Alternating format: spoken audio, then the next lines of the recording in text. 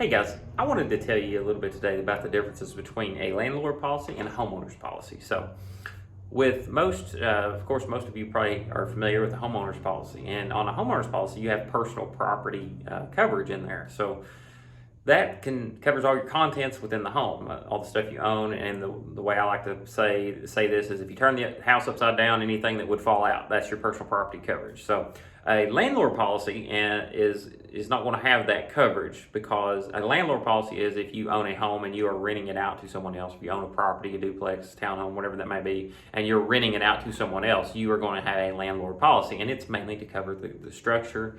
It's going to cover the liability and some other coverages, other structures. You can still have other structures coverage on that, just like you do a homeowner's policy. But if you're the landlord and you have put any kind of your own personal property, anything into that rental property, you need to make sure that you have the right endorsements on your landlord policy to cover that. There are some carriers that will allow that, but you have to make sure you have the right form, and you have to make sure you add that in there. So talk to your insurance agent about that, to make sure if you do have your own contents in the dwelling that you are renting out to someone else, that you have that coverage on there.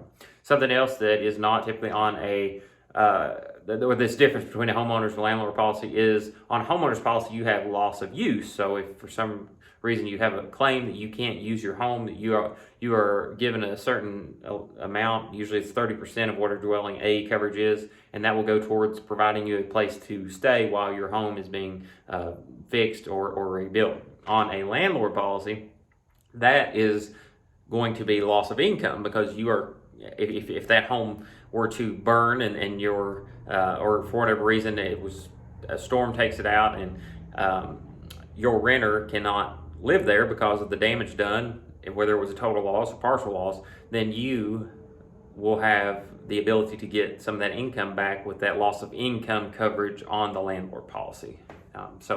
Those are the two of the big differences between a homeowner's policy and a landlord policy. So if you were ever wondering, hopefully that clears things up. But if you ever have any questions, please feel free to reach out to us. Give us a call. We'd love to answer any questions you may have.